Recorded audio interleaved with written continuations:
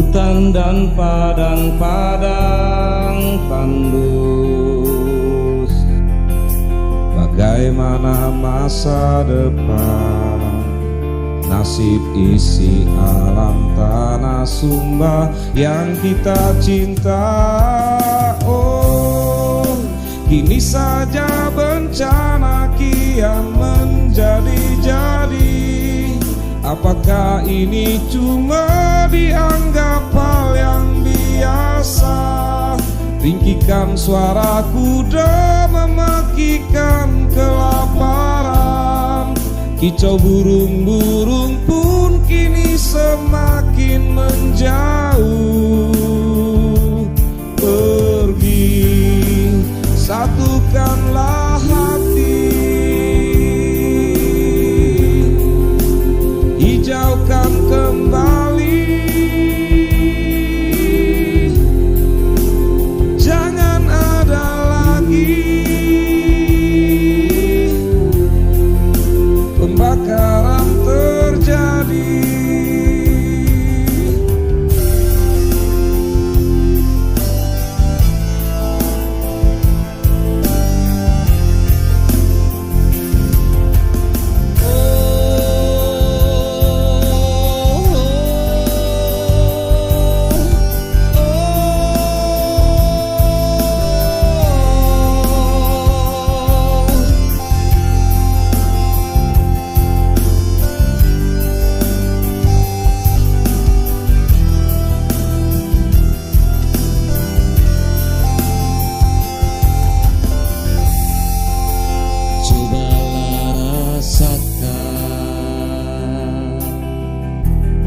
Panas matahari menyengat,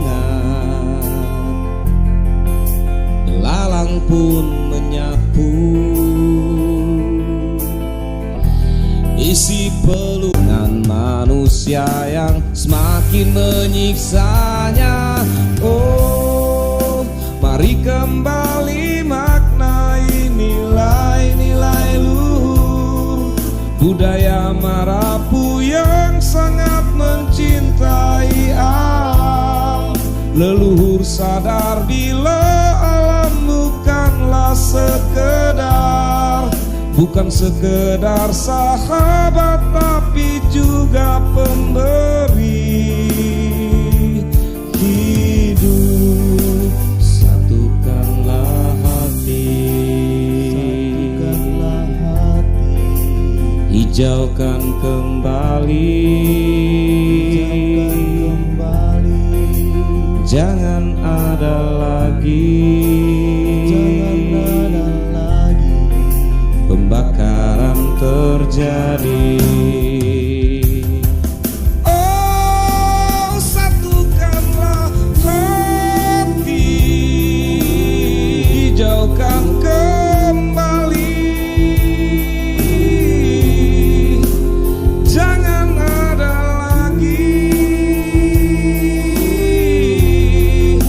pembakaran terjadi.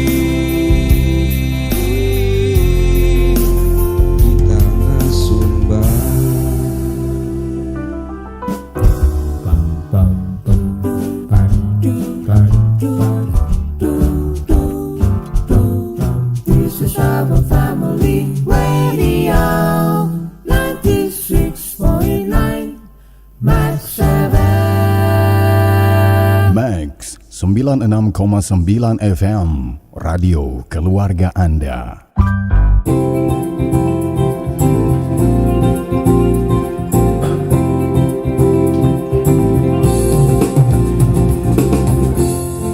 Cendana wangi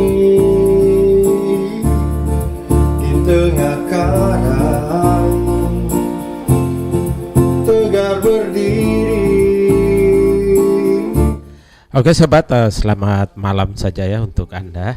Terima kasih kalau Anda masih terus bergabung bersama kami di Max 96,9 FM Radio Keluarga Anda di program malam untuk edisi 16 Januari 2023 di hari Senin sobat ya.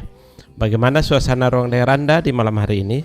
Berharap Anda lagi ya menikmati suasana bersama keluarga ataupun orang-orang yang Anda kasihi ya, mungkin di rumah saja karena cuaca juga tidak terlalu mendukung untuk Anda jalan-jalan ya, menikmati suasana rumah bersama keluarga tentu menyenangkan.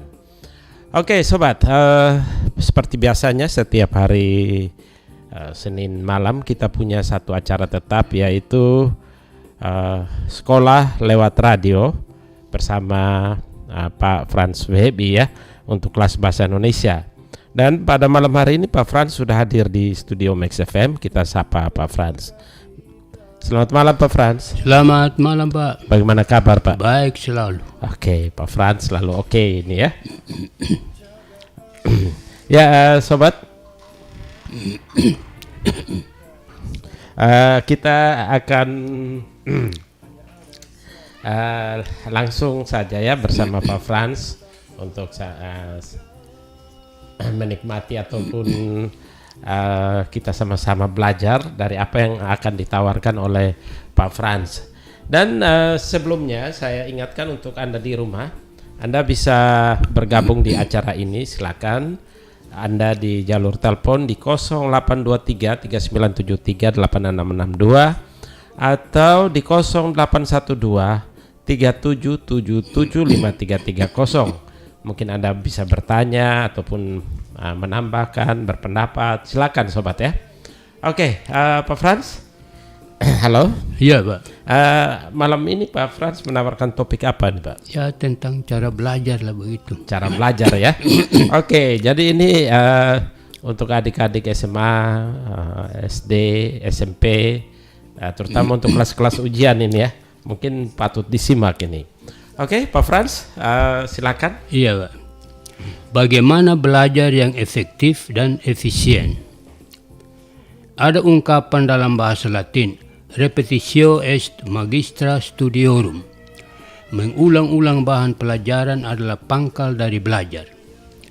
Kalau saja seorang siswa kelas 3 SMA menerapkan cara belajar yang baik, efektif dan efisien selama 12 tahun, terhitung dari SD, SMP, maka jelas sudah mengumpulkan banyak ilmu pengetahuan dan keterampilan. Pengetahuan dan keterampilan itu diperoleh dari bapak guru dan ibu guru, ditambah dengan membaca buku dari orang tua serta pengalaman-pengalaman di masyarakat. Pengetahuan dan keterampilan itu akan berakumulasi atau bertimbun membanyak dalam disket ingatan atau memori siswa.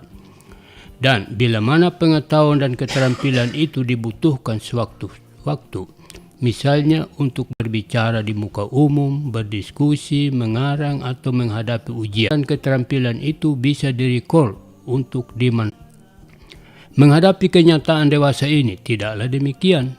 Padahal wilayah ingatan anak-anak atau siswa sangat luas berbanding terbalik dengan wilayah ingatan orang tua yang semakin menyempit. Mengapa demikian? Sangat mungkin karena cara belajar siswa tidak efektif dan efisien. Mereka baru belajar semalam suntuk apabila esok hari ada ujian. Padahal untuk menghadapi ujian seharusnya siswa mempersiapkan diri jauh-jauh hari. Bagaimana yang efektif, belajar yang efektif dan efisien itu bagaimana?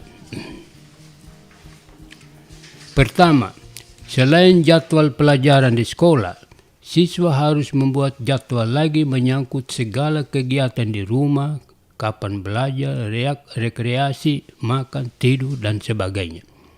Kedua, disiplin. Artinya, jadwal yang sudah dibuat harus dilaksanakan. Jika tidak, maka semuanya akan percuma. Jadwal belajar juga perlu ditata lagi. Jika roster di sekolah dimulai dengan hari Senin hingga hari Sabtu, maka jadwal pribadi itu dimulai dengan hari Senin hingga hari Minggu. Maksudnya, pelajaran untuk hari Senin serta tugas-tugas, PR dan sebagainya dipelajari pada hari Minggu.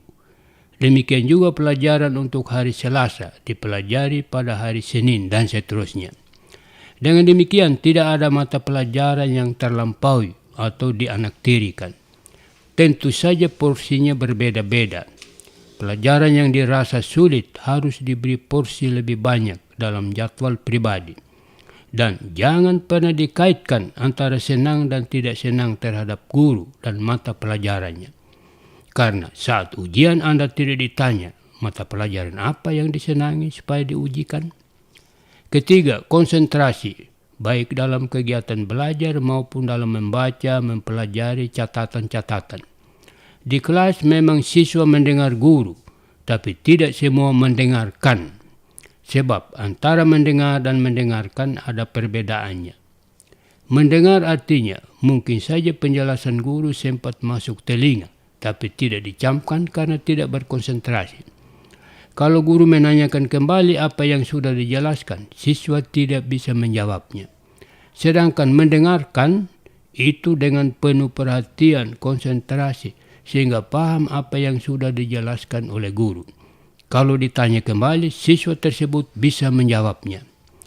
Untuk berkonsentrasi di kelas, siswa harus menghindarkan hal-hal yang dapat mengganggu. Misalnya HP, buku cerita, surat dari teman, atau ribut-ribut. Karena otak kita tidak mampu menilai dalam salah satu mata pelajaran. Itu berarti tidak lulus. Dan kalau tidak lulus, apakah Anda berani mengoreksi diri? Ataukah guru yang dipersalahkan? Pengajar mengajar, pelajar belajar. Itulah ungkapan yang selalu disematkan di dada Anda. Belajar itu hendaknya dijadikan hobi dan bukannya suatu paksaan atau hukuman. Perlu diingat bahwa pembangunan macam apapun atau iptek macam manapun di dunia ini tidak pernah akan ada manakala tidak ada manusia-manusia yang duduk di bangku sekolah selama bertahun-tahun. Dan manusia-manusia itu adalah Anda. Ingatlah bahwa masa depan Anda ditentukan oleh apa yang Anda lakukan hari ini. Yakni belajar tekun. Siapa yang bekerja seperti hamba, dia akan makan seperti raja. Itu kata bijak dalam kitab suci. Karena itu, porsi waktu belajar hendaknya lebih banyak ketimbang yang lain-lain. Yang lain-lain tentu saja diperlukan juga, seperti rekreasi. Yang lain-lain tentu saja diperlukan juga seperti rekreasi, nonton, dan tidur. Khusus untuk tidur, seorang siswa butuh 6 jam dalam satu malam. Karena ini ada kaitannya dengan konsentrasi dan ingatan di sekolah.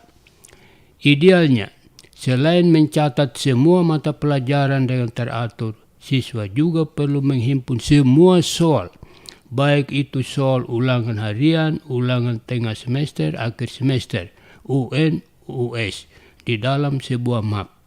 Soal-soal itu dibahas bersama teman, yang tidak bisa menjawab ditanyakan kepada guru mata pelajaran. Karena sebenarnya soal-soal itulah yang diujikan untuk kenaikan kelas atau UN, US bagi kelas 3. Seringkali siswa melakukan kekeliruan dalam belajar untuk menghadapi ujian. Hari-hari menjelang ujian mereka lebih banyak santai. Bermain, ngobrol, jalan-jalan, nonton televisi. Sehari menjelang ujian mereka tidur sore hari sampai jam 6 sore. Jam 7 diselingi makan malam. Mereka nonton bersama keluarga. Setelah semua tidur, jam 12 tengah malam, ketika sudah sepi, barulah mereka belajar dengan maksud tidak ada gangguan lagi. Mereka menjajal buku-buku serta catatan-catatan yang berhubungan dengan mata ujian besok. Mereka yakin bahwa mereka sudah menghafal pelajarannya selama 4 jam. Jam 6 pagi mereka mempersiapkan diri untuk ke ruang ujian. Datang pengumuman, banyak di antara mereka yang tidak lulus. Padahal mereka yakin betul sudah menghafal pelajarannya yang bakal diuji. Kalau kita bertanya mengapa banyak yang tidak lulus, mungkin jawabannya adalah sebagai berikut. Menurut penelitian, belajar yang efektif dan efisien harus diiringi dengan tidur GMC, tidur pulas, nyenyak. Dan bukan sebaliknya, tidur lebih dahulu seperti siswa tadi baru belajar. Karena tidur nyenyak setelah belajar, maka apa yang dipelajari tadi akan melekat dalam ingatan. Dengan kata lain, ingatan diawetkan. sehingga saat menghadapi ujian siswa masih ingat apa yang dipelajarinya. Siswa-siswi yang dikisahkan tadi melakukan sebaliknya. Mereka tidur dulu, baru belajar, kemudian langsung ke ruang ujian. Jadi tidak ada waktu untuk melekatkan atau mengawetkan ingatan, apalagi badan sudah capek dan mengantuk. Boleh jadi siswa telah melakukan cara yang benar. Mereka belajar jam 8 malam sampai jam 10 untuk menghadapi ujian besok. Lalu tidur jam 11. Tapi jam 5 pagi dia bangun lagi dan belajar. Padahal tadinya sudah menghafal. Ketika menghadapi soal-soal ujian mereka menjadi ragu. Karena apa yang sudah dihafal dikacaukan lagi dengan belajar tambahan. Banyak siswa yang sudah benar melingkar jawaban, tapi kemudian dicoret dan diganti yang akhirnya menjadi salah. Hal ini disebabkan karena keraguan atau menduanya pikiran, karena dikacaukan dengan penambahan waktu belajar. Hal yang demikian biasanya disebut overlearning, belajar berlebihan. Ingat saja, overdosis, overacting, overtraining itu tidak baik hasil. Ya.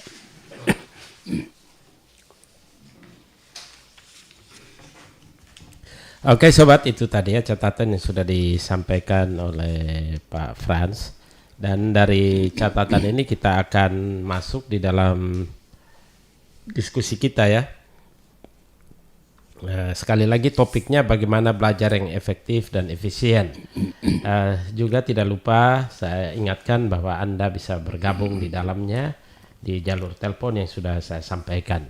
Oke Pak Frans, kita langsung saja ya Pak. Iya. Oke, Pak Frans, malam hari ini Pak Frans mengangkat topik ini menarik ini. Bagaimana belajar yang efektif dan efisien. Ini pertama latar belakangnya Pak Frans mengangkat topik ini seperti apa nih Pak? Karena saya melihat sekarang ini, ya hampir anak-anak ini atau siswa-siswi ini tidak tekun belajar. Mereka lebih tergoda dengan hasil teknologi ini. Jadi bermain HP saja sepanjang hari begitu. Lalu sekarang sudah ada lagi gejala knock-knock ini, buat seluruh WhatsApp ini knock-knock terus siang malam saya dengar mula ada, kemudian hilang, sekarang mulai bangkit lagi, kambuh lagi begitu Pak. Tapi Pak Frans, sebelum kita lanjut itu memahami belajar sendiri itu apa itu Pak Frans? Ya belajar. Ya belajar artinya itu kita menimba ilmu, baik dari orang, dari butuh, dari mendengarkan, begitu dari bertanya. Jadi bertanya, membaca, lalu ya itulah yang pengalaman begitu. Itulah yang namanya belajar. Dan saya kira kita semua ini tidak mungkin sejak lahir kita langsung pintar tahu semuanya, melainkan dari pengalaman begitu. Itulah yang merupakan kuncinya ini belajar. Sedangkan sekolah sendiri itu memanainya seperti apa Pak? Ya sekolah itu tempat kita menimba ilmu atau keterampilan? Tempat menimba ilmu, keterampilan. Makanya guru-guru juga jangan hanya mengajar saja itu yang mata pelajaran, mata kuliah, harus diselingi juga dengan hal-hal yang ada kaitannya begitu di luar dari itu. Biasanya lurus saja ambil buku bab sekian begitu, lalu itu saja. Harus diselingi dengan hal-hal lain juga begitu yang menambah begitu wawasan. Sehingga memperkaya begitu. Iya. Oke. Lalu Pak Frans, manfaat dari kita sekolah sendiri belajar itu apa itu Pak Frans? Kadang-kadang kita sekolah ada saja orang tua yang bilang, kamu sekolah buat apa? Presiden sudah ada, gubernur sudah ada, bupati sudah ada, buat apa lagi sekolah? Bilang lagi ini Pak. Ya itulah kekeliruan, kesalahan begitu. Seperti saya katakan tadi bahwa sebetulnya pengetahuan teknologi sekarang yang kita alami ini itu tidak mungkin ada kalau tidak ada orang atau siswa dulu yang belajar tekun begitu. Belajar tekun. Oke. Dan tentu memahami belajar yang efektif dan efisien sendiri Itu artinya ketekunan itu Pak Frans. Ketekunan, Pak.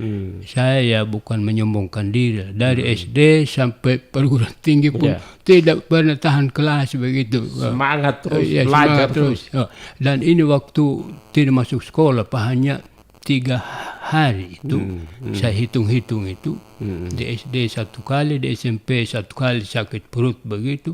Lalu di perguruan tinggi 1 hari karena ketabrak motor teman begitu di Jogja begitu. Dan Pak Frans bawa terus di Max ini Iya, selama berapa puluh tahun nih? 16 tahun. 16 tahun. Iya. Berapa kali saja tidak masuk ini, karena Pak Frans. alasan, iya. Ada yang telepon, Pak. Oh iya. Max FM, selamat malam. Malam Kare. Selamat malam. Bapak. Yo, selamat Ya. Bung Arnold. Ya, kalau kita bilang mau belajar, mau sekolah buat apa? Kadang-kala kita bertanya juga seperti itu. Iya, iya, iya. Karena kita mau jadi anggota DPR saja paket C bisa. Tidak perlu sekolah. Iya, iya, iya. Ya, makasih Bapak Kare. Oke, terima kasih. Ya, bagaimana Pak Frans? Itu ada pengalaman saya sebagai guru di SMP Keterampilan dulu. Jadi ada seorang siswa nomor 1, pintar sekali tuh anak begitu. Lalu pada suatu hari mau menghadapi sudah ujian kelas 3 ini. Lalu guru memberi nasihat, dia mungkin ada pelanggaran sekolah. Sokrates. Sebelum kenal sekolah yang merupakan lembaga begitu. Jadi orang-orang tua ini titip anaknya kepada orang-orang yang punya ilmu begitu, untuk dia diajar begitu, belajar apa saja begitu. Lalu kalau dia sudah pintar begitu, baru dia boleh kembali ke orang tuanya. Sama dengan di Jawa juga tempo dulu ini.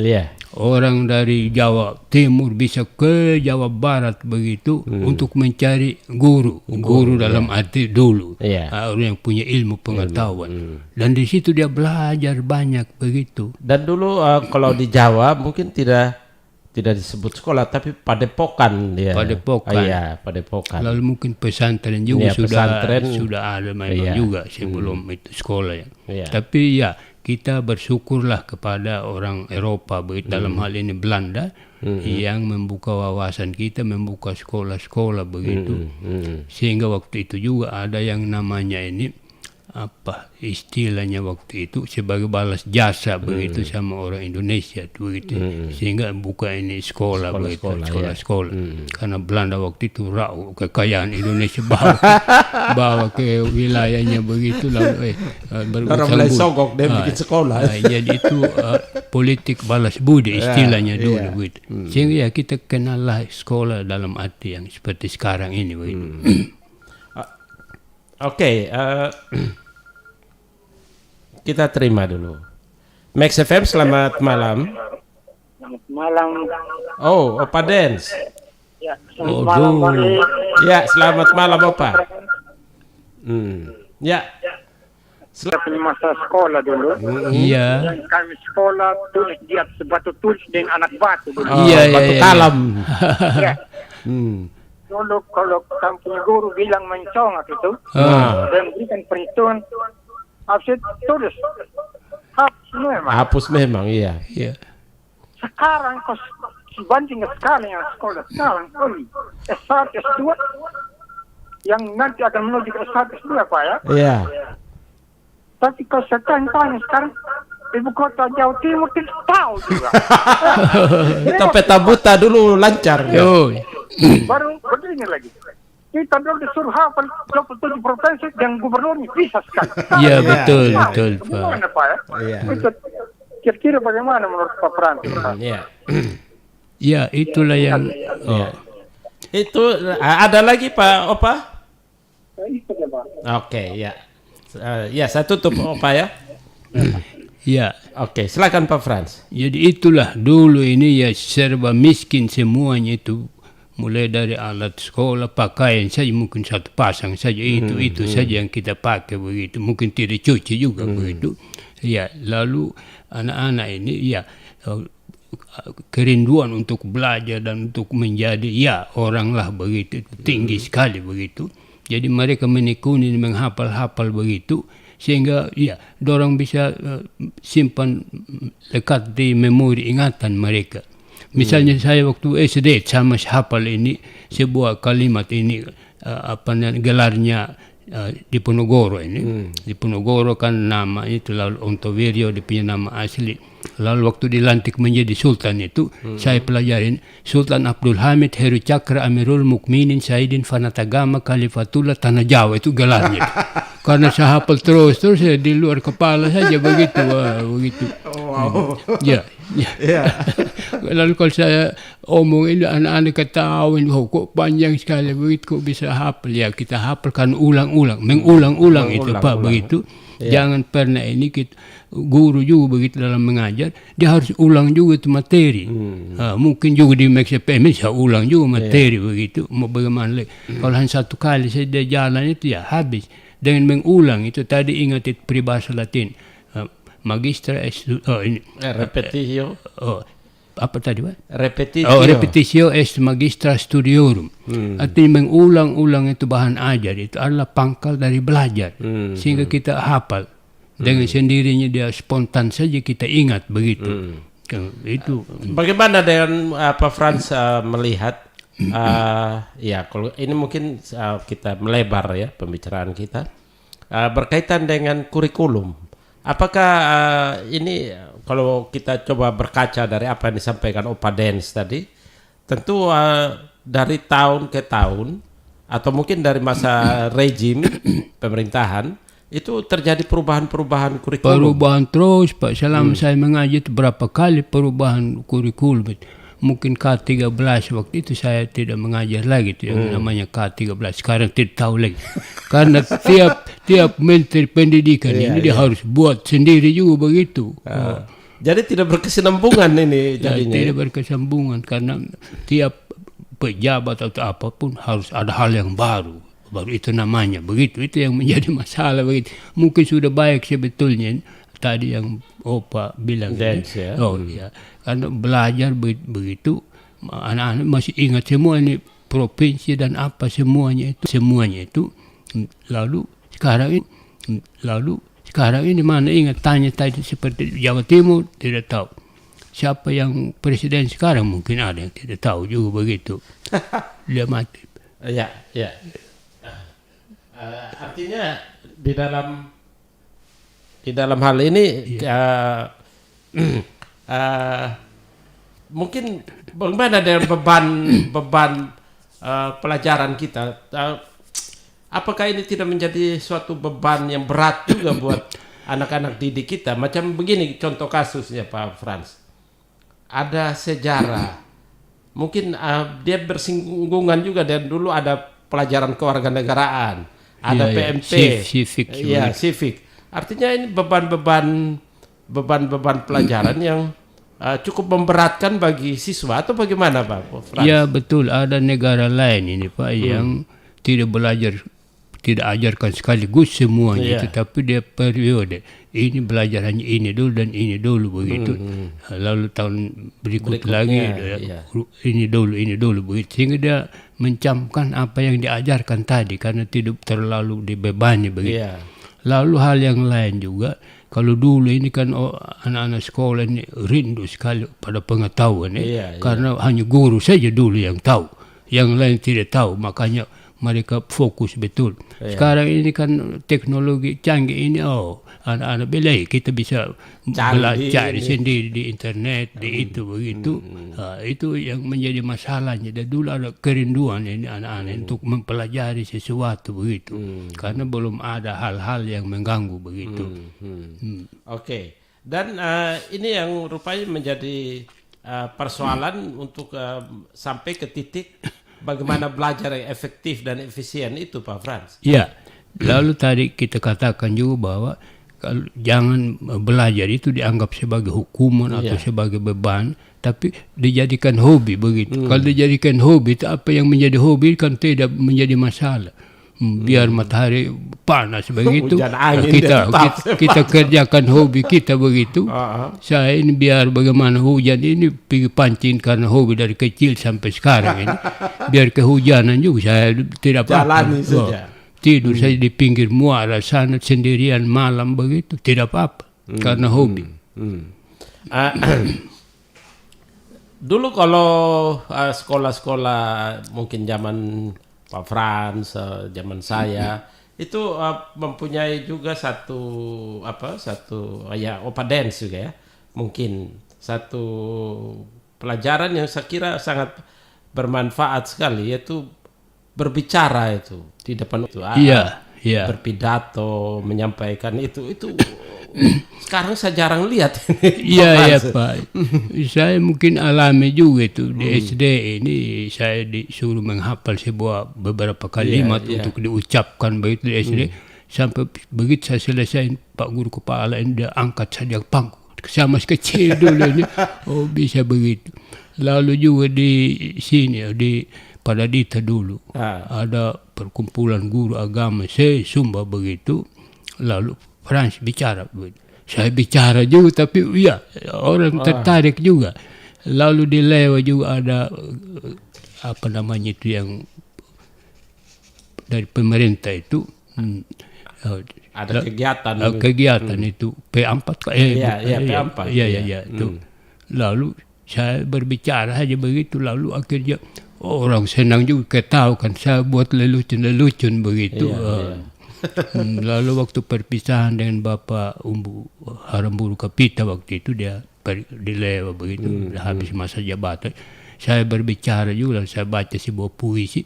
Malah Bapak Bupati ini dia singgung terus tadi Frans mengatakan begini begitu. Artinya bahwa itu menarik lah begitu, sehingga dia bisa ulang-ulang apa yang saya katakan begitu. Demikian juga di perguruan tinggi Pak, baru masuk ini, lalu baru habis mapram begitu istilahnya itu. Lalu malam inaugurasi begitu, Frans bicara tentang bahasa. Saya bicara juga begitu Pak. Lalu ini dosen ini yang Pak Sutarjo namanya ini, dia kepala jurusan begitu. Dia ulang-ulang apa tadi yang orang Samoa, mana kau dari Samoa tadi omong begini. Dia ungkap juga yang saya bicara begitu. Jadi artinya saya percaya diri lah begitu. Tapi artinya begini Pak Frans. Kemampuan berbicara itu adalah bagaimana kita mengisi disket ingatan kita dengan berbagai ilmu pengetahuan, keterampilan. Itu juga. Sehingga meluas. Meluas. Ketika dia tersangkut di disket ingatan kita, dia mampu dikeluarkan dengan baik. Kita recall lagi begitu. Recall lagi panggilan dia. Ya begitulah Pak, begitu. Itu kalau tidak pernah diisi, itulah fungsi belajar sebenarnya ya. Dan sebetulnya sebelum kita berbicara mungkin kita coret-coret, catat poin-poin begitu, sehingga kalau kita lupa artinya bisa lihat itu poin-poin begitu. Ini Churchill saja yang ahli pidato ini di Inggris ini, ke WC saja dia masih bawa buku catatan untuk sebentar dia omong begitu, dia baca. Khairil Anwar juga ke WC dia berjam-jam, kan dia harus baca buku lagi di WC begitu. Itulah gunanya ini membaca dan begitu. Ini ada kalimat yang menarik di sini, bahwa wilayah ingatan anak-anak atau siswa itu sangat luas. Iya. Tapi berbanding terbalik dengan wilayah ingatan orang tua yang semakin menyempit. Ini maksudnya bagaimana Pak Frans? Jadi begini Pak, kalau anak-anak ini diberi hafal, apalagi umur 4-5 tahun itu masa tekannya cepat sekali. Diajarkan bahasa asing pun itu dia bisa mampu begitu. Lalu mereka ingat semuanya itu begitu, berkembang di punya wilayah ingatan. Sedang hanya pikirannya yang meluas begitu. Makin matang. Makin matang begitu. Ingatannya begitu, tidak ingat lagi. Ini hari-hari apa? Dia masih tanya lagi, ini hari-hari apa? Ada lagi orang tua yang kita ketawakan di Lewa ini. Oh, ini hari-hari apa? Ya, hari Senin. Kalau kemarin, ya hari Minggu. Terus ini orang tua ini begitu. Lalu rumah tetangga ini kan dia juga tidak jauh, dia punya tempat itu hanya berapa ratus meter begitu. Dia datang, ini rumahnya siapa? Kita kasih tahu sana, kita kasih tahu sana, kita kasih tahu. Esok dia ulang lagi, ini rumahnya siapa? Ya yang kemarin kita bilang tuh Bapak di sana. Ya di wilayah ingatan itu sudah sempit sekali. Tapi mungkin menasihati berdasarkan wilayah kebijaksanaannya itu, mungkin semakin tua dia makin bijak. Iya. Itu mungkin dia mampu, tapi Ingatannya yang itu, itu ya. Itu. Iya. Oke, tapi itu sudah dengan Pak. belajar. Iya, itu sudah Pak. Jadi harus diisi terus itu. Tadi kita ulang-ulang itu bahwa mengulang-ulang atau mengisi banyak dan yang dihafal dipelajari begitu itu akan memperluas wilayah ingatan begitu. Ada bahasa Arab bilang makin banyak kita belajar, makin banyak kita lupa. Makin sedikit kita belajar, makin sedikit kita lupa. Tidak pernah belajar, tidak pernah lupa Pak Frans. Ini bagaimana? Ya itulah ya, banyak orang yang membuat ini ya filsafat begitu. Memang kalau terlalu banyak yang harus dipelajari begitu. Banyak dilupakan juga. Iya, macam di perguruan tinggi berjejal buku ini. Satu dosen ini begini berapa ini lalu harus dibaca semuanya. Tentu saja terbatas juga wilayah ingatan kita.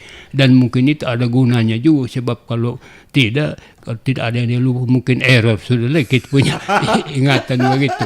Error begitu. Iya. Tapi ini tidak pernah belajar, tidak pernah lupa tuh Pak Frans. Ini bagaimana lagi? Tidak pernah belajar, tidak pernah lupa. Kan apa yang dilupakan kan tidak, memangnya tidak ada yang dilupakan kan tidak belajar. Tidak begitu. Belajar, sedikit belajar sedikit jadi lupa Pak Frans. Oh iya. Itu artinya Pak Frans, harusnya mulai sekarang juga sudah mulai mempersiapkan diri ya. Ya itulah. Kan tinggal berapa bulan ini. Iya itu. Tapi di sini Pak Frans mengatakan ini kadang-kadang siswa kita ini mereka baru belajar satu malam. Kalau esok hari ujian.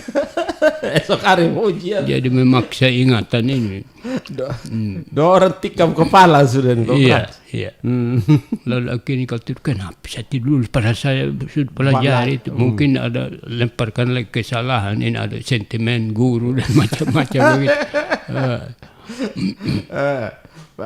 Padahal untuk menghadapi ujian itu harusnya sudah mulai jauh-jauh hari ya. Iya.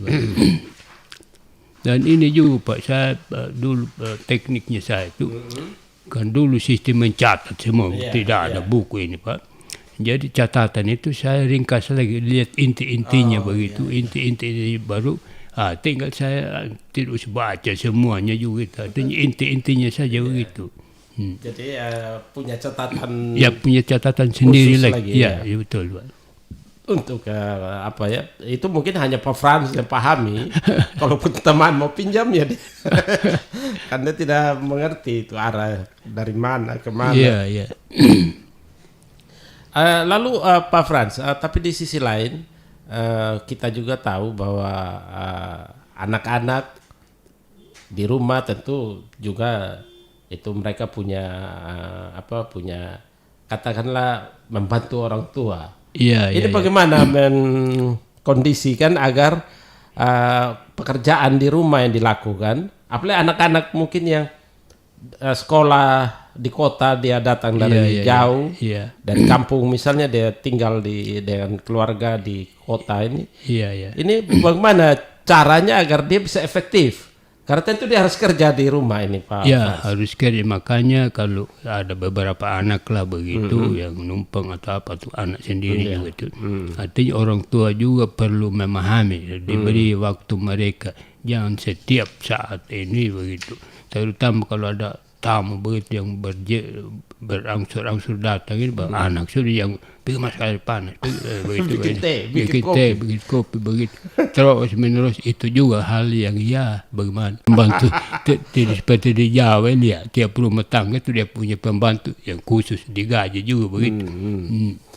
Jadi paling tidak harus ada dari yang orang tua harus memahami, apalagi sudah mau ujian ini orang tua mereka kelonggaran mereka untuk lebih tekun belajar begitu. Ya. Bagaimana dengan faktor gizi Pak Frans? Apakah juga ini kadang-kadang kita punya orang tua juga besok mau ujian baru hari kasih telur, kasih susu. Bagaimana dia memproses ini? Iya. Ini ada kenyataan juga itu Pak Frans. Iya. Besok lusa mau ujian ini hari burung. Kasih telur. Kasih telur. Sudah terlambat. bagaimana dia memproses itu. Putar susu. Iya. Jadi tidak efektif juga Tidak itu efektif ya. lagi begitu, harus terus menerus maka ikan lah yang begitu atau apa begitu, anak-anak begitu. Kontinuitasnya itu harusnya terjaga itu iya, kalau iya, persoalan gizi ini Pak Frans. Ini lagi ya sepertinya saya sombong lagi nih Pak. Jadi dulu di Lewa ini anak-anak ini main juara terus. Lalu akhirnya ditanya sama ibu, kasih makan apa ini anak-anak? Tidak seperti biasa saya juga daun-daun dan apalah begitu. Memang waktu itu ada juga yang jual susu sapi yang diperas datang kita langganan juga Di begitu. botol, Iya begitu. Jadi minum terus juga ini anak-anak begitu. Tapi ya kalau sekarang makanan juga ya sudah siap saji apa instan itu. Iya itu juga. Iya. Kadang-kadang secara tidak sadar itu juga menurunkan kemampuan atau daya ingat kita ya. Iya. Bagaimana dengan jadwal pribadi? Kalau tadi kita berbicara tentang bagaimana orang tua atau bapak asuh di rumah untuk melihat juga kebutuhan anak-anak. Terus dari anak-anak sendiri apa jadwal pribadi mereka Pak Frans? Ya idealnya itu harus buat juga Pak. Lalu orang tua harus memahami juga bahwa jam sekian dia punya waktu belajar begitu. Jam sekian ya ada luang sudah itu bisa kerja di rumah tangga begitu. Sebab kalau terus menerus ini terus begitu. Jadi saya dulu ini ya tadi saya penuhi seluruh waktu itu. Tidak ada yang lowong begitu. Kalau biasanya kalau hari Minggu sudah anak-anak bebas sudah hari Minggu ini begitu. Padahal harus pelajari juga yang untuk esok itu gitu. Baru kapan bermainnya ini Pak Frans? Ya artinya bahwa tidak seluruh waktu digunakan juga untuk belajar begitu. Artinya bahwa harus luangkan waktu. Besok ini hari Senin pelajaran ini bahasa Inggris atau apalah begitu. Sehingga mengulang-ulang juga lagi itu begitu untuk besok ini begitu. Sisa dari waktu itu bisa bekerja, bisa pergi main bisa bola. juga ya. Apakah belajar tadi 1 jam lah begitu kan itu pokoknya baru pelajari yang untuk besok. Kita mengulang ya. Iya. Terus kadang-kadang terkonsep di pikiran anak-anak atau siswa itu ada pelajaran yang dia suka ataupun yang dia tidak suka. Wah, saya paling suka bahasa Inggris, saya paling suka matematika. Itu kadang-kadang seperti itu Pak Frans. Iya, itulah. Itu kerugiannya di mana itu? Atau seharusnya bagaimana itu Pak Frans? Itulah kalau tadi kan kita sudah katakan ini, engkau tidak ditanya pelajaran apa yang kau suka supaya kita uji. Tidak begitu. Semua mata pelajaran harus diujikan. Makanya walaupun kita benci ini gurunya begitu, lalu ya kita harus usaha juga mempelajari itu begitu. Dan itu ada ruginya kalau harus tanamkan ini sifat benci lagi pada guru lalu pelajarannya begitu. Memang saya dulu matematika tidak hobi begitu, tata buku tidak hobi begitu di SMA ini lalu ya tapi tidak menghalangi untuk saya harus pelajari juga walaupun saya tidak hobi. Hanya sejarah dulu yang saya hobi dan bahasa Indonesia begitu ya itu yang saya hobi sekali begitu. Oke ya. Sehingga dengan seperti itu tidak ada pelajaran lah yang terlalu dianaktirikan. Iya, tidak Mungkin ada. yang hobi itu kita lebih push di situ, tekan di situ untuk dia lebih bagus. Iya. Kan ini otak manusia dua belahan otak ini satu yang di kiri mungkin itu untuk eksakta, di kanan untuk seni bahasa begitu. Jadi kalau orang cenderung itu memang ya alamiahnya begitu. Yang menggunakan dua belahan otak sekaligus ini dihitungnya hanya berapa persen saja di dunia ini. Benar, Pak. Iya, 30-an kok kalau saya tidak salah ingat persen. Itu yang menggunakan kedua belah otaknya begitu. Sehingga ada orang yang luar biasa yang dikatakan itu cerdas sekali begitu. Karena dia gunakan dua belahan otaknya begitu. Sekaligus ya. Oke, tentu ini dia tentu punya juga persoalan-persoalan bagaimana ketika dia menerima pelajaran itu. Persoalan mungkin dia merasa ini sulit, ini mudah dia cerna, tapi ada yang sulit sekali dia cerna. Itu mensiasatinya bagaimana? Mensiasati? Iya. ya tanyalah pada guru atau pada waktu tidak di kelas begitu, pergi ke rumah guru, ini saya belum mengerti ini Pak, ini yang Pak tadi terangkan begitu, dan guru pasti senang sekali kalau ditanya. Kalau ditanya-tanya, memang ya ada juga guru barangkali yang kenapa kau tanya, mau coba saya yang begitu. Saya ada murid yang aneh-aneh bertanya tapi saya usaha menjawabnya begitu. Tapi ada yang langsung gantung Frans atau Ya bagaimana? mestinya begitu Pak, mau bagaimana Idealnya, seperti saya katakan tadi bahwa tidak mungkin ditanya nanti kau pelajaran apa yang kau suka supaya kita ujikan. Tidak begitu, semua begitu. Dan salah satu mata pelajaran nilai merah ini tidak lulus semua. Iya. Apa misalnya bahasa Indonesia, aduh lebih parah lagi kalau Merah. kalau merah ini aduh tidak lulus sudah begitu. Jadi apa ya, bagi seorang siswa ketika pelajaran itu terasa berat, terasa sulit, justru disitulah dia harus lebih tekun begitu, lebih fokus di situ. Makanya saya bilang ini janganlah dianggap sebagai hukuman atau beban ini pelajaran, dianggap saya hobi begitu.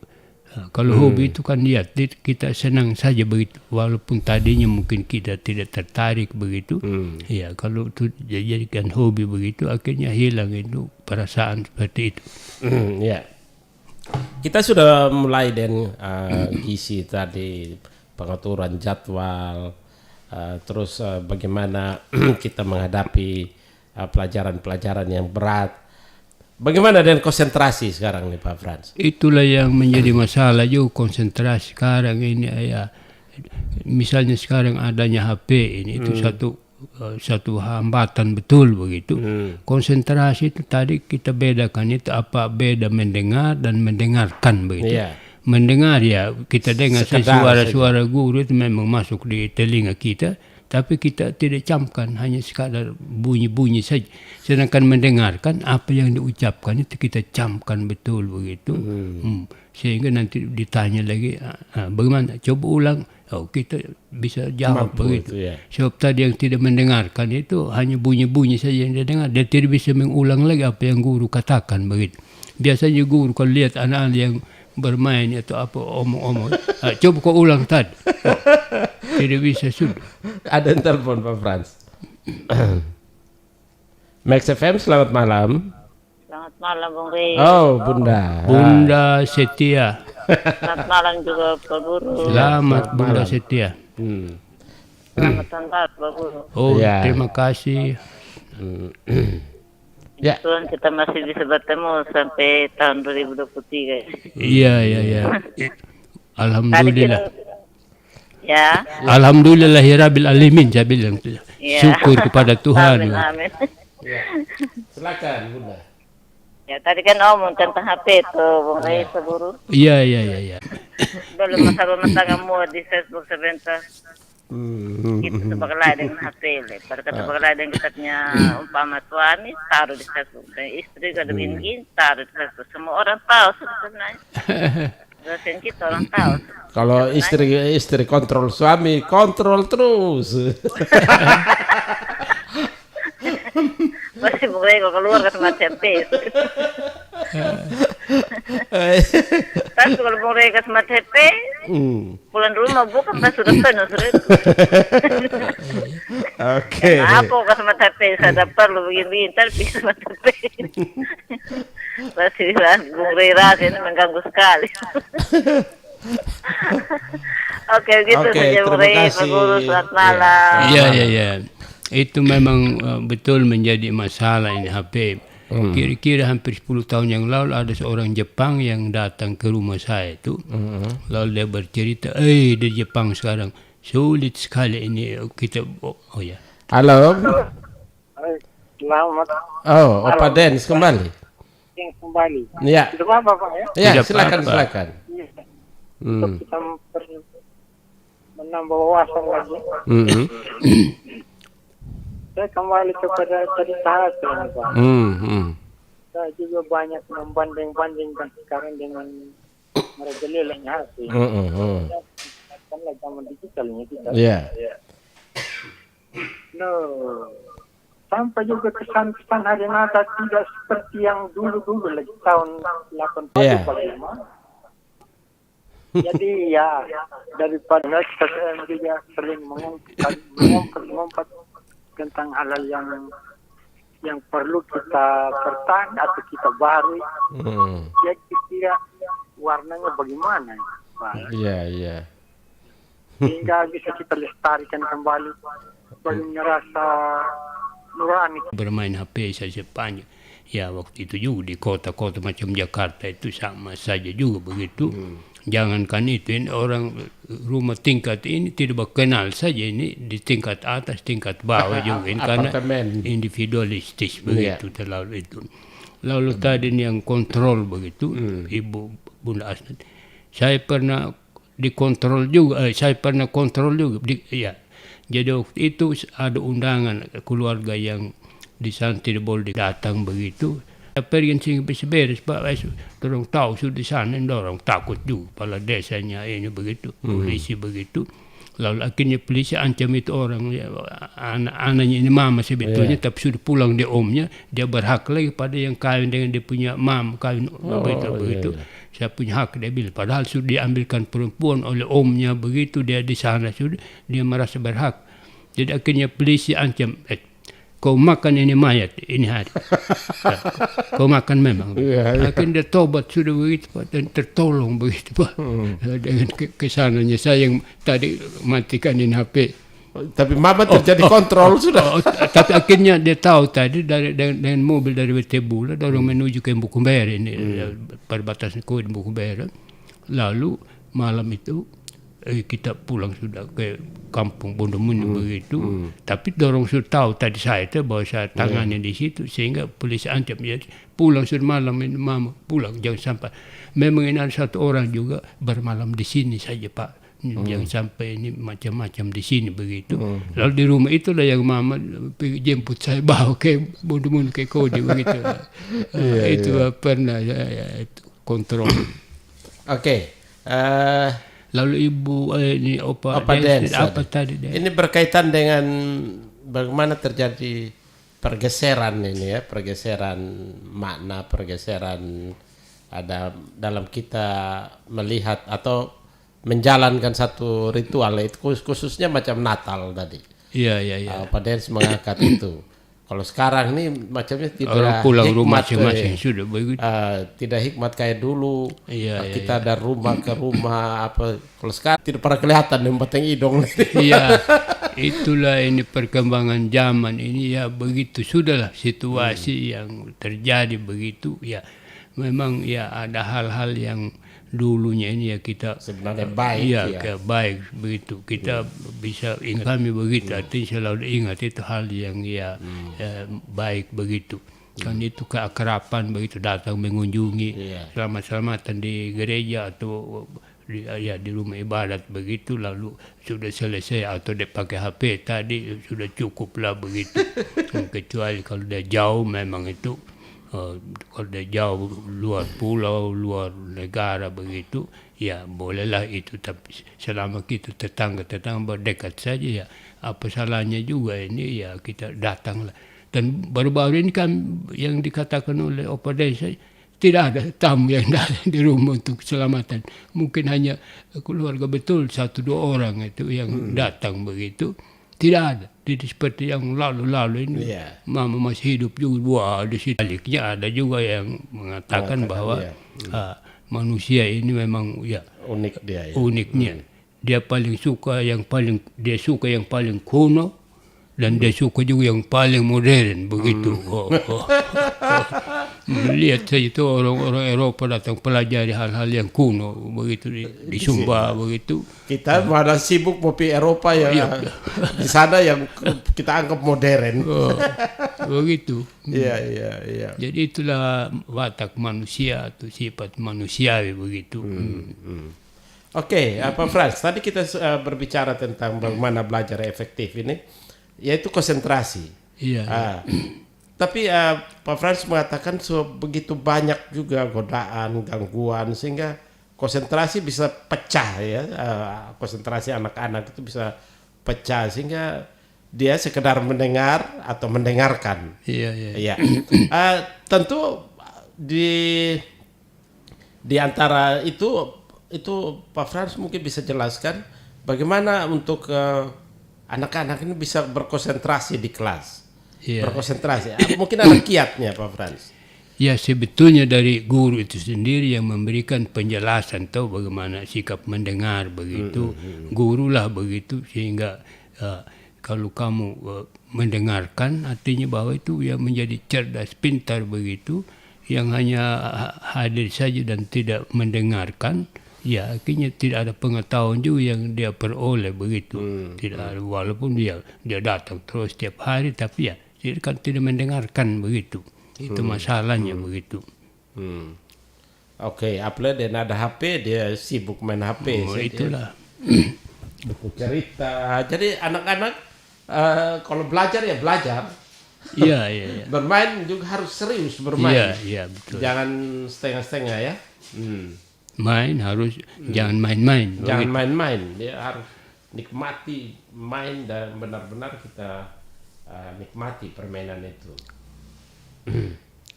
Oke, selamat malam Opa Dance. Ya malam Pak, mau tahu banyak ini Pak ya. Ini konsentrasi atau konsentrasi, mana yang benar? Ya, konsentrasi. Konsentrasi. Cuma mungkin dalam pelafalannya kita mungkin Ya, konsen. Baik. Nah, menyangkut ya belajar yang efektif dan efisien Pak. Iya. Kalau saya simak ini berarti anak-anak itu harus konsentrasi perhatian terpusat Pak ya. Iya. Berarti anak ini harus dia pusatkan perhatian pada suatu pelajaran begitu ya. Dan tidak boleh terbagi-bagi. Iya. Kalau dia reok dengan omong-omong lain atau ribut, pantas saja dia tunda waktu sampai jam 10 dia belajar. Jam ngantuk sudah Pak. Iya. Itu yang penjelasan tadi awal itu. Jadi itulah Pak, otak manusia ini tidak bisa merekam beberapa pesan sekaligus. Hanya satu saja begitu yang dia bisa rekam begitu. Sehingga kita harus konsentrasi betul. Kalau pikiran terbagi-bagi artinya tidak bisa.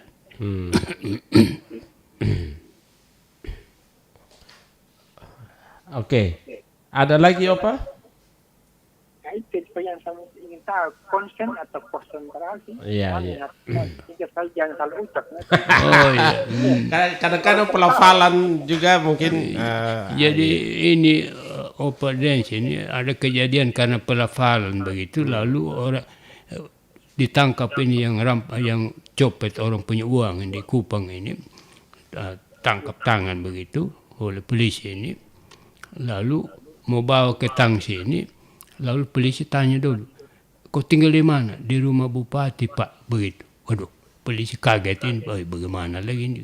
Bupati, kita lawan Bupati, lebih baik kita urus dorong berdamai saja dan selesai begitu. Padahal ini Bupati ini Bupati, bukan Bupati. Karena diucapkan Bupati begitu dikira sudah pejabat sudah. Padahal Bupati sama dengan Bupati, Mas Pati, Bung Pati itu maksudnya begitu. Luputlah dia ini begitu gara-gara salah pelapalan. Itu Pak, saya tahu yang benarnya. Ya benar sudah Pak itu. Cuma kadang-kadang pelafalan entah mungkin karena cepat atau apa di dalam pengucapan bisa berbeda atau tidak tahu bahasa orang. Misalnya orang NTT dulu mahasiswa ini pacaran dengan Sri orang Jawa ini, lalu baku ajak ke Solo, mari kita pergi ke Taman Sriwidari begitu. Lalu sampai di sana harus langgar jalan besar ini baru ke Taman Sriwidari. Padahal ada mobil di situ yang sepanjang hari ini berjajar. Lalu caranya di sana ada orang langkah dulu begitu, lalu lihat lagi ini mobil ada berhenti lagi sedikit begitu, langkah begitu. Lalu ini Nyong tadi ini pegang tangannya ini, lengannya ini Sri ini wanita Jawa ini. Lalu masih ada mobil dari sana ngebut, dia mau langkah sudah ini dia kabut ini orang ente. kau sembarang saja, mana saya berani ini pegang susu. Sabor pegang tangan saja. Tidak mas, maksudnya jangan buru-buru. Begitu dia mengerti ini ke susu ini bahasa Jawa ini artinya buru-buru. Nah begitu Pak. Jadi banyak ini pelafalan yang bisa disalah mengerti. Oke. Kasih, Kak. Iya. Oke. Oke, itu saja Pak ya. Ya, Pak. Oke.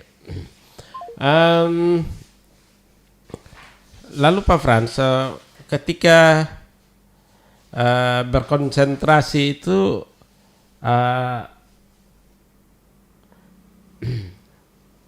itu berhubungan juga dengan bagaimana kita mendapat nilai ini, toh. Yeah. Artinya apakah memang nilai ini menjadi patokan di dalam ya tingkat keberhasilan dari seorang murid begitu Pak Frans? Yeah. Atau ada kriteria lain juga yang bisa kita terapkan ketika kita memberikan penilaian itu? Nilai angka maksudnya ya angka, iya. Angka merah atau apa? Iya. Apa itu harga mati seperti itu Pak Frans? Sebetulnya tidak juga Pak, artinya mungkin saja kekeliruan daripada. Saya pernah Pak ada satu murid waktu itu rapat guru, apa dia tidak naik kelas begitu, tidak naik begitu, tidak lulus begitu. Lalu saya pertahankan mati-matian. Jangan kita patok dia Pak. Mungkin dalam hal-hal lain itu dia ada menonjol ini jangan hanya satu mata pelajaran ini lalu dituntut dia. Akhirnya karena saya vokal waktu itu disetujui. Kemudian ini orang tadi menjadi orang besar, orang pengusaha besar. Dia orang Sumba juga di Wakabubak waktu itu dia orang itu begitu. Artinya bahwa ada yang kita pertahankan dengan alasan-alasan argumen kita yang dapat masuk akal begitu. Akhirnya ternyata dia berhasil Pak begitu. Karena kita tidak pernah tahu bagaimana ke depan ini. Iya. Masa depannya. Oke, lalu bagaimana sikap seorang anak dan juga seorang guru ya ketika mungkin dia gagal, anak ini gagal, dinyatakan tidak lulus. Iya. Itu bagaimana sikap? Apakah harus mengoreksi diri atau bagaimana? Bagaimana juga seorang guru memperlakukan siswa yang tidak dinyatakan tidak berhasil ini? Ya mestinya begitu Pak, harus koreksi diri misalnya anak ini. Lalu koreksi diri, mungkin. Tapi ada yang berpikiran negatif, saya sudah ditakdirkan memang ini tidak lulus. Lalu dia keluar, ada contoh waktu itu Pak. Jadi yang 3 orang ini tidak lulus. Teman begitu, yang 2 orang lagi mungkin dulu ada meninggal mamanya lalu dia frustrasi mau sekolah lagi begitu. Akhirnya saya nasihat dia, mama sudah jelas dan kita semua juga nanti akan begitu. Tapi engkau yang masih hidup ini, yang masih bertarung begitu, harus jangan pikirkan lagi mama sudah jelas dia begitu. Saya begitu nasihat, jadi dia akhirnya dia sekolah kembali. Dia tidak mau sekolah tadi. Akhirnya dia menjadi orang penting di Bali. Dia kirim saya uang begitu. Itu orang. Oke. Max FM, selamat malam. Malam kasih. Malam Bapak. Ya, malam Bung Arnold. Bapak, kalau saya mau menilai ya, keberhasilan seseorang dari ekonomi ya, kehidupan ekonomi orang ya, itu tidak bisa diukur dengan pendidikan kalau saya mau lihat. Karena ada beberapa juga orang yang berpendidikannya tinggi, tapi ekonominya lemah. Tapi orang yang tidak sekolah bahkan tamat SD saja atau tidak pun juga itu berhasil mereka. Bung Arnold, itu tergantung garis tangan. Ya, lanjut Bung Arnold. Kadang saya sempat terpikir kan, orang yang tidak tamat sekolah, cara penyampaian misalnya dia berdagang dari tolak ukur berdagang ya, itu dia punya cara penyampaian kepada menarik pelanggannya itu luar biasa sekali. Tapi seandainya orang yang sekolah, misalnya dia ambil jurusan ekonomi, dia berdagang, mungkin tidak sehebat yang orang yang tidak sekolah. Terkadang saya menemukan di lapangan seperti itu, Bapak. Iya. Kadang bingung, apakah faktor rezeki atau memang rezeki yang berpendidikan harus mungkin bukan untuk di hidupnya, harus berdagang, harus mungkin dia bekerja atau menciptakan lapangan kerja yang lain. Seperti itulah, Bapak. Iya. Tapi toh jarang saya ketemu seperti itu. Ya paling tidak kalau mau untuk apa, ya paling tidak jadi pejabat. Kalau mau jadi pejabat sekarang kan harus berpolitik. Bukan karir kan, Bapak? Iya. Seperti itu, Kare. Ya begitu dulu, Bapak, Kare. Makasih. Ya, Bung Arnold, jadi selama ini ada istilah juga ini pseudo-intelek. Pseudo-intelek. Kalau diterjemahkan dalam bahasa Indonesia ini sarjana gadungan begitu, misalnya. Jadi banyak contoh juga, artinya orang sekolah khusus untuk itu, tapi dalam masyarakat dia tidak membuktikan bahwa memang dia betul-betul ini dia sekolah tadi ini. Jadi mungkin sekolah dulu hanya asal-asal, barangkali kebetulan saja itu ya luluslah begitu, mungkin juga beli ijazah bisa saja begitu. Lalu dikatakan sarjana dia, tapi tidak bisa buat apa-apa menurut ini titelnya tadi itu begitu, pseudo intelek begitu. Oke ya, Bung Arnold, mungkin saya juga menambahkan ya. Kadang-kadang kita melihat persoalan-persoalan begitu itu adalah persoalan bagaimana pengalaman hidup juga. Iya. Kita seorang pedagang itu dia lebih kepada pengalaman dan seorang intelektual mungkin dia teoritisnya, dia lebih kepada teoritis. Tapi bagaimana menjalankan itu mungkin seorang dia lebih itu. Halo Ale. Selamat malam Bung Rey. Selamat malam. Selamat malam. Tadi Bung Arnold bilang sedemikian itu Pak, ya betul juga. Kalau menurut saya Pak sendiri, keberhasilan seseorang macam Bung Arnold bilang tadi, ada yang sekolah tapi dia tidak mampu, dia tidak berhasil begitu. Jadi begini Pak, kalau masalah pun dia sekolah Pak, tapi kalau dia punya dialeknya itu pada saat dia berbisnis dengan yang pembelinya tidak pas begitu, kayaknya orang juga enggan belanja di dia Pak begitu. Makanya dia berbuka kios misal Pak, karena dia punya bawa karakter dia punya keegoisannya itu Pak. Kadang dia bilang, saya ini kan sarjana, saya jualan pasti laris. Tapi pada saat orang belanja sebentar dia menerima tamu itu dengan nada keras mungkin begitu, ya pasti orang juga enggan sudah melayani kita yang belanja apa. Mungkin kita belanja penyampaiannya itu yang kurang enak, makanya orang yang belanja juga enggan ke situ Pak. Yang kedua Pak, mengenai sekolah dan tidak sekolah, itu semua Pak kembali kepada kita punya kerajinan Pak. Dasarnya dari rajin, baru kita bisa berhasil Pak. Walaupun kita bilang sekolah tinggi, tapi kalau tidak rajin berbuat atau untuk menciptakan sesuatu hal yang bisa membuat kita menambah ekonomi kita, ya kita biar sekolah tinggi juga tetap aja tidak ada perubahan Pak begitu. Ya kira-kira itu saja tambahan. Iya Pak. Jadi apa yang Ale omong itu memang banyak juga dalam hidup ini. Yang misalnya ini Hamka, dia hanya SD kelas 2. Khairil Anwar. Dia tapi kemudian karena dia belajar sendiri tekun begitu, mengarang banyak buku roman, buku apa begitu. Bahkan dia juga yang terjemahkan Al-Quran ke bahasa Indonesia waktu itu ini dari tekun. Dan banyak sekali contoh. Khairil Anwar SMP saya tidak lulus begitu, tapi dia termasuk di Indonesia ini. Lalu kalau kita lihat ini di luar negeri, Thomas Alva Edison, siapa lagi begitu yang tidak sekolah, bodoh begitu dikeluarkan. Akhirnya orang tuanya yang dia belajar dari orang tuanya, dia belajar sendiri begitu. Akhirnya ya menjadi orang-orang terkenal di dunia ini Pak begitu. Max FM, selamat malam. Selamat malam. Oke, Kari, selamat malam Bapak Frans. Selamat malam. Siapa? Ini saya tarik sekali.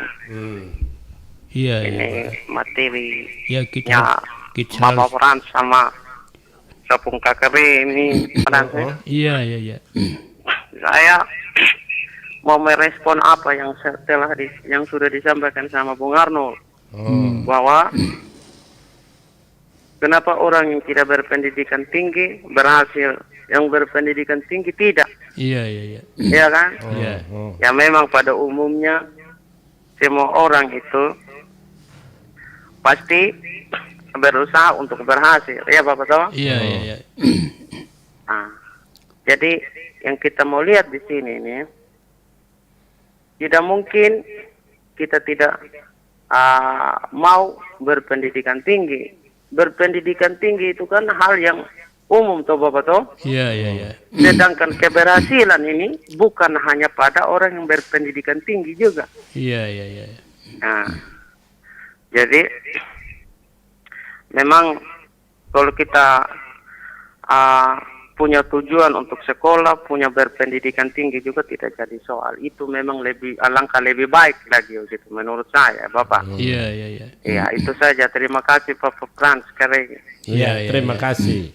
Ya, silakan Pak Frans Ya, menanggapi. tadi sama dengan yang Pak Ali tadi omong juga, kenapa misalnya berdaganglah atau ya buka usaha begitu, lalu ada yang berpendidikan rendah ini tapi dia ramah sekali sama orang, cara berbahasa begitu, begitu. Sedangkan yang berpendidikan tinggi karena apa namanya, karena dia ini namanya berpendidikan tinggi lalu tidak ramah dengan orang, dia individualistis begitu, ada kesalahan sedikit saja dari yang membeli dia bentak atau harus keluarkan kata-kata, jadi akhirnya tidak disenangi begitu.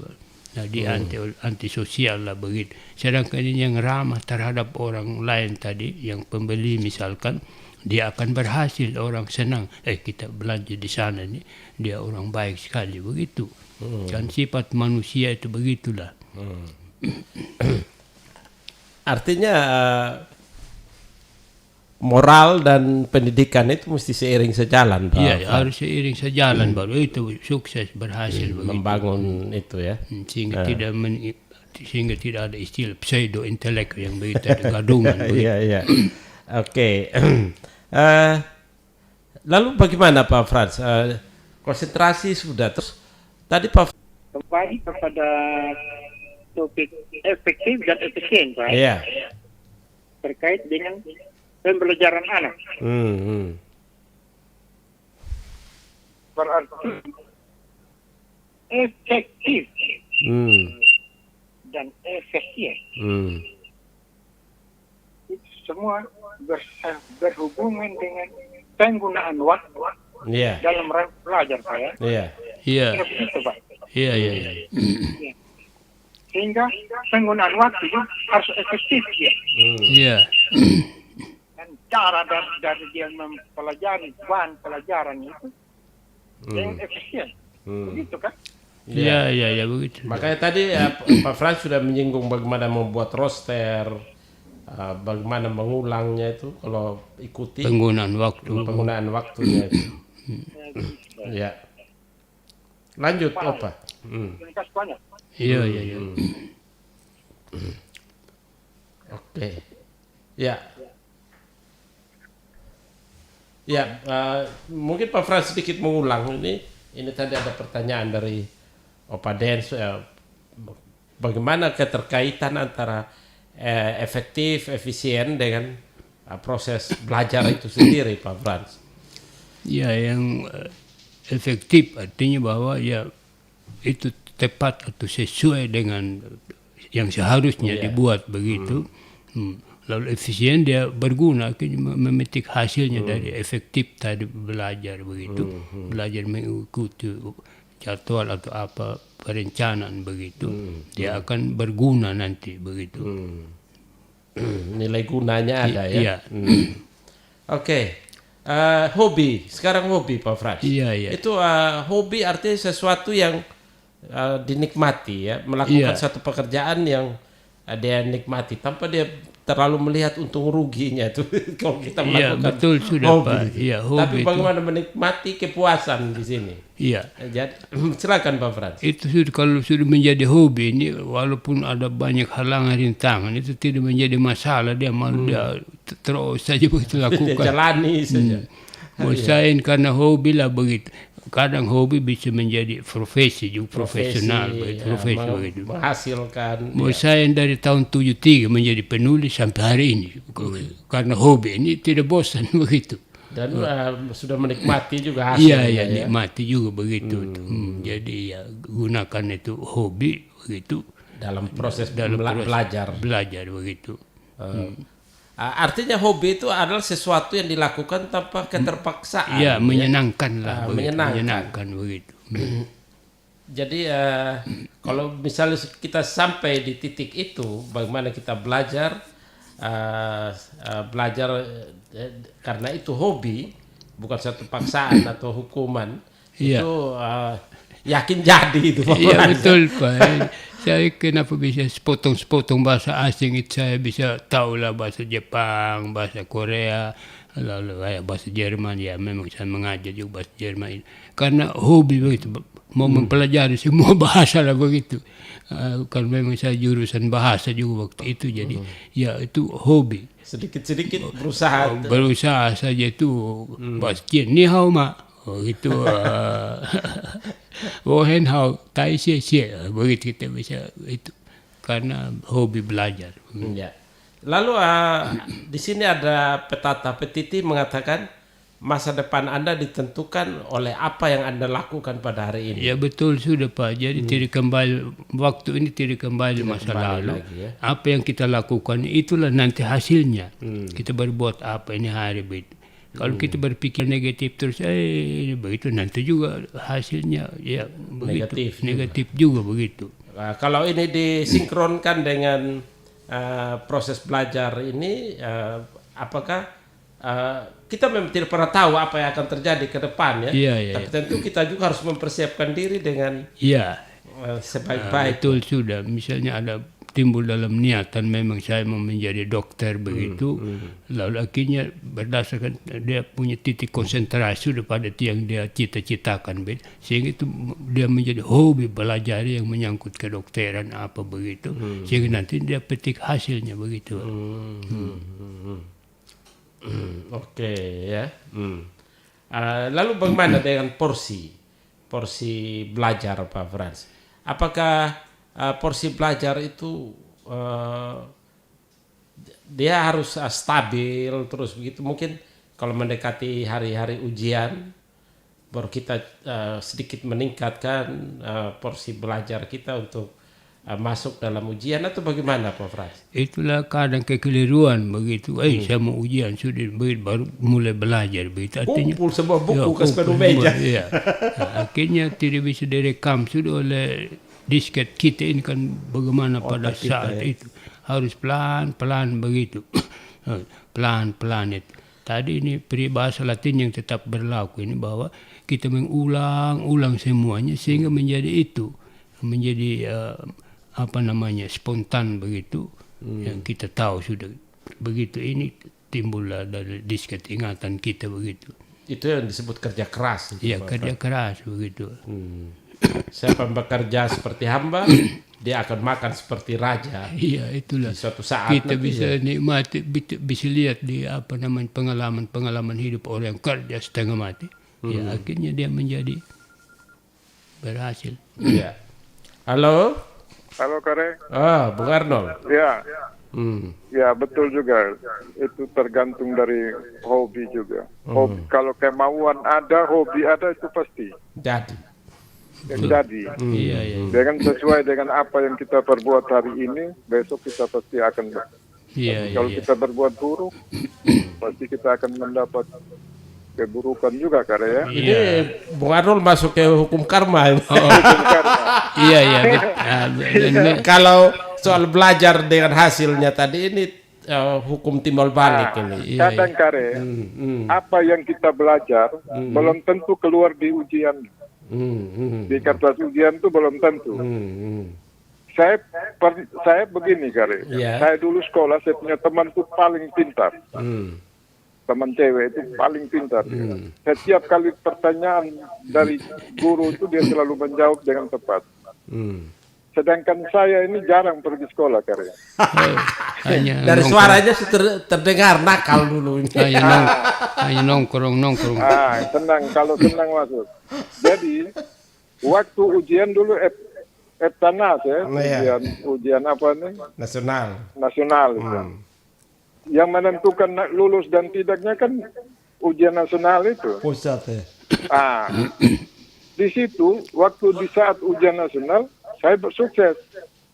Sedangkan teman saya itu tidak sukses. Aduh, kasihan ya. Akhirnya tidak lulus, Bapak. Dia tidak lulus. Nah, itu yang kadang semua teman-teman tuh sampai bingung. Loh, kenapa tuh Arnold bisa lulus? Saya bilang itu nasibnya saya, takdir saya sudah. Atau ada cari dukun dulu.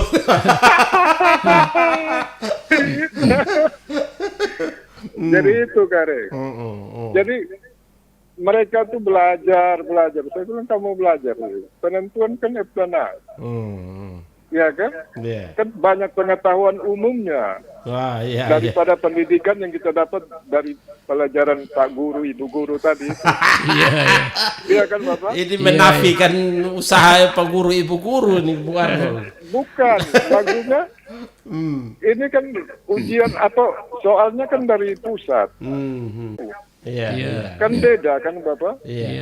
Jadi apa yang disampaikan di sini bukan kita memperkecil kan Bapak? Kalau sekarang Tanas tidak perlu buka HP, ada semua. Iya Bapak ya. Iya. Oke, itu dulu. Makasih Kare Bapak. Makasih. Silakan Pak Frans. Iya, makanya ya tadi kita bilang bahwa seorang murid itu jangan hanya belajar, tekun saja itu mata pelajaran itu. Ya seperti tadi dikatakan di Jawa sana lain atau apa begitu, bisa boleh jadi. Tapi kalau membaca banyak tadi kita tahu juga hal-hal yang mungkin tidak diujikan begitu dalam ujian sekolah begitu. Itu pentingnya banyak membaca. Banyak membaca, wawasan luas begitu. Itu orang yang berbicara banyak itu yang kita anggap hebat. Ya dari membaca begitu, membaca banyak buku. Oke.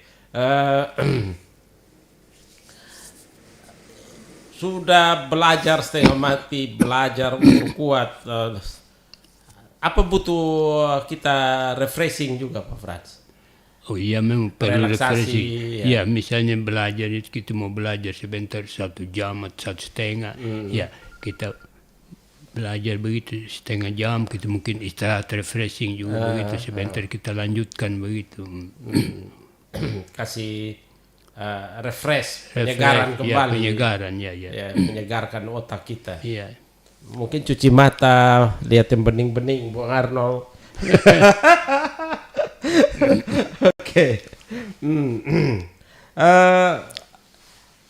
Zaman kita dulu Pak Frans. Mencatat itu adalah bagian yang penting. Iya. Karena dengan mencatat kita sekali lagi macam kita mengulang kembali. Iya. Tapi untuk sekarang ini mencatat ini sudah mulai ada zaman fotokopi sampai ada Mbah Google sekarang ini. Iya betul. Ini bagaimana lagi Pak Frans? Ya betul sudah Pak. Jadi sebetulnya ada 2 keuntungan yang kita catat ini kan. Lalu sebentar kita pelajari dia mengulang sudah tuh merekam dengan sendirinya begitu. Waktu kita catat kita masih ingat begitu. Lalu nanti kita pelajari lagi menambah ingatan begitu. Jadi mencatat, rajin mencatat ya. Iya. Ini gila ini Pak. Saya pernah mencatatin sebuah buku orang ini, bayangkan ini berapa tebalnya, ini saya catat. Gila kan, hanya dia saja yang punya buku waktu itu, buku pelajaran. Dia dapat dari mana, saya minta pinjam salin begitu, buku menyangkut bahasa waktu itu. Sampai sebegitunya Pak Frans. Gila betul ini. Oke. Lalu bagaimana dengan istirahat? Kadang apalagi remaja-remaja zaman now, zaman sekarang nih Pak Frans.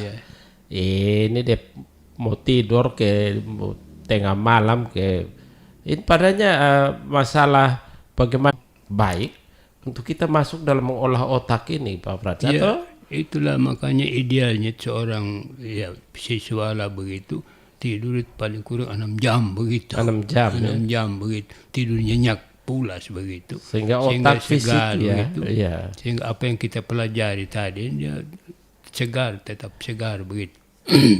Ini kita remaja sekarang mau pulang pagi. ini Pak Frans bagaimana?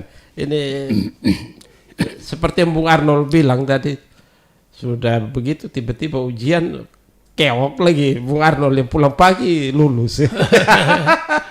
Iya, mungkin itu kebetulan barangkali Pak. Seringkali siswa melakukan kekeliruan dalam belajar untuk menghadapi ujian. Hari-hari menjelang ujian, mereka lebih banyak santai, bermain, menjejal buku-buku serta catatan-catatan yang berhubungan dengan mata ujian besok. Mereka yakin bahwa mereka sudah menghafal pelajarannya selama 4 jam. Jam 6 pagi mereka mempersiapkan diri untuk ke ruang ujian. Ini bagaimana Pak Frans? Itu tadi tidak ada kesegaran. Iya, jadi idealnya itu artinya mereka belajar dulu baru nanti tidur pulas begitu itu ilmunya itu begitu. Sehingga apa yang kita ingat tadi dia tetap terekam begitu. Dengan tidur pulas tadi. Kita pokoknya jangan tidur pulas dulu kemudian baru mau ini sudah baru belajar begitu itu tidak akan terekam begitu. Kita balik lagi ya. Jadi menurut penelitian belajar yang efektif dan efisien itu harus diiringi dengan tidur pulas dan nyenyak. Dan bukan sebaliknya tidur lebih dahulu seperti siswa-siswi baru setelah itu belajar. Karena tidur nyenyak setelah belajar, maka apa yang dipelajari tadi akan melekat dalam ingatan. Dengan kata lain, ingatan diawetkan. Sehingga saat menghadapi ujian siswa masih ingat apa yang dipelajarinya. Ini ini terbolak-balik ini. Sekarang ini Pak Frans. Ini sistemnya Pak Frans ini boleh jadi siswa telah melakukan cara yang benar. Mereka belajar jam 10, jam 8 sampai jam 10 malam untuk menghadapi ujian besok. Lalu tidur jam 11. Tapi jam 5 pagi dia bangun lagi dan belajar. Ganggu ini lagi. Apa yang salah dengan ini Pak Frans? Yaitu overlearning begitu. Sudah hafal tadi, diulang lagi nanti menjadi kacau. Apa begitu? Timbul sudah pemikiran. Kita bolak-balik begitu. Jadi mengacaukan pikiran begitu. Sama dengan overtraining, overdosis itu ada kerugiannya begitu. Jadi mengacau sudah tadi ini yang sudah dihafal, akhirnya dikacaukan lagi dengan pelajaran tambahan tadi, overlearning. Tapi ya tetap yang paling efektif itu Pak Frans adalah mencicil itu. Iya. Tiap hari sedikit-sedikit kita. Iya, memang. Baca, belajar untuk pelajaran-pelajaran yang telah kita lewati. Oke, ya. Oke, sobat, itu memang menjadi hal yang penting untuk kita untuk belajar ini. Boleh jadi siswa telah melakukan cara yang benar. Mereka belajar jam 8 malam sampai jam 10 untuk menghadapi ujian besok. Lalu tidur jam 11. Tapi jam 5 pagi dia bangun lagi dan belajar. Padahal tadinya sudah menghafal pelajarannya. Ini berarti ketika menghadapi soal-soal ujian mereka menjadi ragu. Halo Max FM, selamat malam. Malam Kare. Hmm. Malam Bapak. Ya, selamat malam Bung Arnold. Ya. Kalau saya dulu Kare, saya belajarnya itu sering baca-baca aja Kare. Kalau saya pulang sekolah pas saya lagi tenang, saya punya batin tidak mikir hari cewek begitu. Itu saya baca, saya buka-buka kembali. Jadi hampir setiap hari, walaupun hanya 15 menit, 20 menit Kare, tidak lama-lama. Tapi sering.